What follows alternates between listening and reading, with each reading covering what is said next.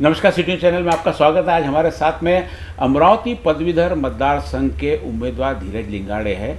लिंगाड़े परिवार ये पहले राजनीतिक परिवार और बचपन से ही राजनीतिक पूरा अनुभव इन्होंने लिया। अब पदवीधर मतदार संघ में ये किस्मत आजमा रहे। अब तक जो इस मतदार संघ में लोगों का आरोप है कि इस मतदार संघ के लिए कुछ नहीं किया। हम जानना चाहते हैं धीरज लिंगाड़े से कि आप बाकी लोगों से क्या नया करेंगे मतदारों के लिए। धीरज भाई, आपका स्वागत है। नमस्कार। अब तक हमने सुना है कि भाई इस मतदार संघ के लिए कोई कुछ करता नहीं है, जितने भी लोगों की हमको शिकायत है ये किया, तो आप इस मतदार संघ के लिए क्या नया करोगे? नाही, सर्वप्रथम मला तर हे सांगायचं आहे की या मतदारसंघासाठी कुणी काही केलं नाही हे म्हणणं चुकीचं आहे. या मतदारसंघासाठी मागच्या 12 वर्षात काही काम झालं नाही हे वाक्य बरोबर आहे, परंतु 12 वर्षापूर्वी बी.टी. देशमुख साहेब 5 टर्म या मतदारसंघामध्ये त्यांनी काम केलेलं आहे आणि बी.टी. देशमुखांमुळेच हा अमरावती पदवीधर मतदारसंघ अख्ख्या महाराष्ट्रामध्ये प्रसिद्ध आहे. आपल्याला माहिती आहे की अमरावतीमध्ये अप्पर वर्धासारखं प्रकल्प आणण्याचं कामसुद्धा बी.टी. देशमुख साहेबांनी या ठिकाणी केलं आहे. अनेक शिक्षकांचे प्रश्न असतील, अनेक शिक्षकांच्या समस्या सोडवण्याचं कामसुद्धा त्यांनी या मतदारसंघामध्ये केलेलं आहे. फक्त बी.टी. देशमुख साहेब 12 वर्षापूर्वी या निवडणुकीमध्ये पराभूत झाले होते. त्यानंतर मात्र 2 टर्म भाजपचे या ठिकाणी आमदार जे निवडून आले ते अतिशय अकार्यक्षम होते. त्यांनी कुठलाही प्रश्न विधान परिषदेमध्ये मांडला नाही. त्यामुळं कुठलंही काम या मतदारसंघात झालेलं नाही. त्यामुळं कदाचित लोकांची ही धारणा असेल की या मतदारसंघामध्ये काही काम कोणी करत नाही, परंतु तसं नाही आहे. हा मतदारसंघामध्ये अतिशय चांगल्या पद्धतीनं काम केलं जाऊ शकतं.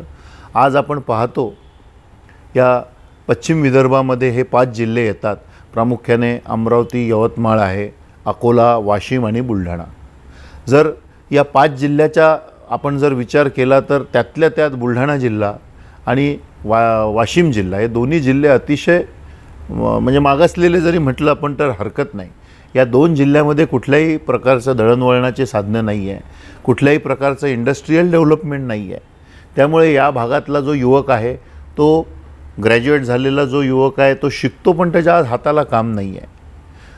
बेरोजगारी खूप जास्त प्रमाणात आहे. त्यामुळे मुंबई, पुण्यासारख्या शहरामध्ये अनेक युवक शिकलेले त्या ठिकाणी जातात आणि प्रायव्हेट नोकऱ्या करत आहेत.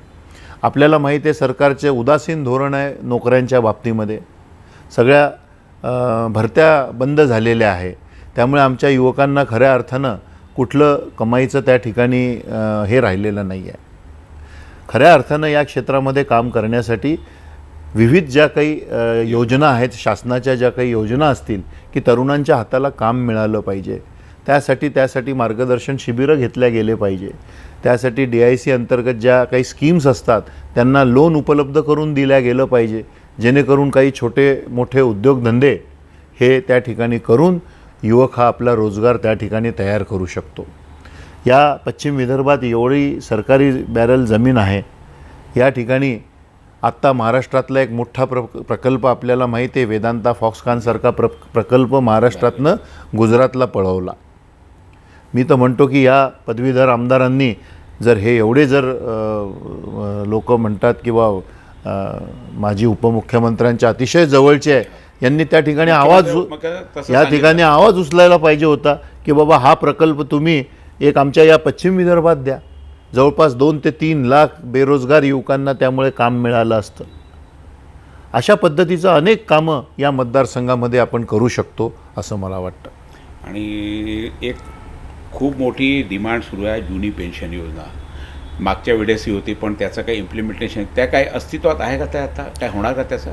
अतिशय महत्त्वाचा हा एक मुद्दा आहे.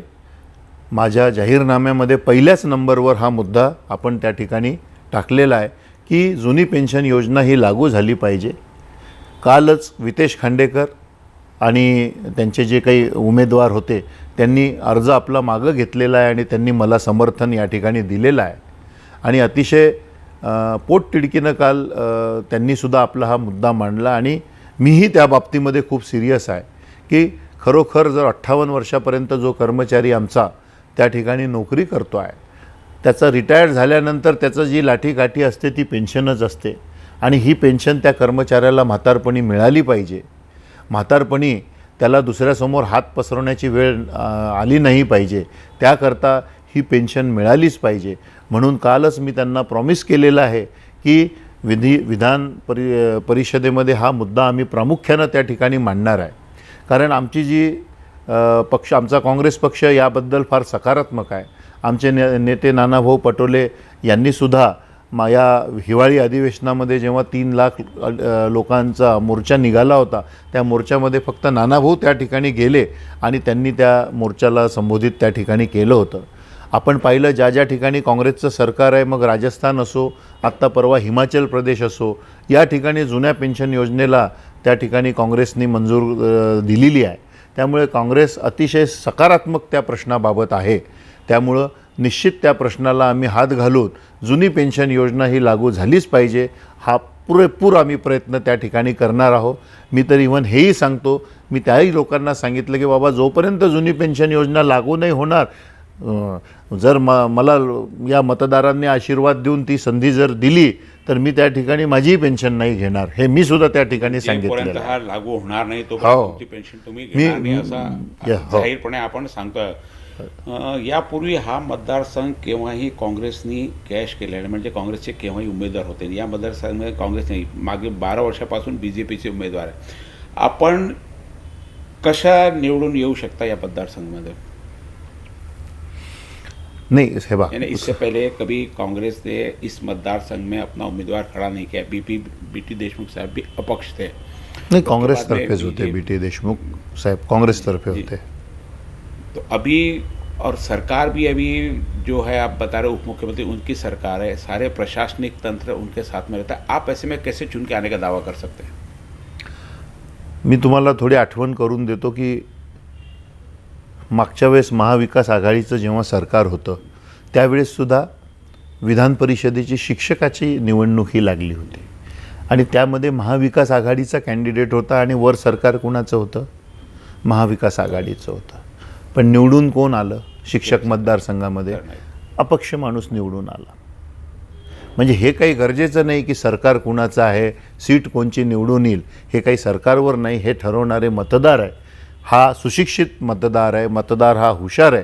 त्याला कळतं की मतदान हे कुणाला केलं पाहिजे. त्यामुळे मला असं वाटतं की मतदाराला हे चांगल्या प्रकारे माहिती आहे की कोण योग्य आहे आणि कुणाला निवडून द्यायचं आहे. इसे हमारे साथ में धीरज लिंगाड़े, जिन्होंने एक जूनी पेंशन योजना के बारे में एक महत्वपूर्ण यहाँ से घोषणा की कि जब तक जूनी पेंशन योजना लागू नहीं होती ये अपनी भी पेंशन नहीं लेंगे. एक महत्वपूर्ण घोषणा, क्योंकि बहुत दिनों से पेंडिंग, पिछले चुनाव के दौरान भी जूनी पेंशन योजना का मुद्दा आया था. और जैसा कि बताया कि अभी भाई सरकार भी उनकी, प्रशासन भी उनका, फिर आप कैसे चुनकर कहा कि यह जो मतदार संघ है यह एक समझदार मतदार संघ है, यह जानता है किसे वोट देना नहीं होना. इस विश्वास के साथ में आज अपने पदवीधर मतदार संघ में अपनी किस्मत आजमाने धीरज लिंगाड़े, उनके लिए बहुत बहुत शुभकामनाएं आपके लिए. धन्यवाद.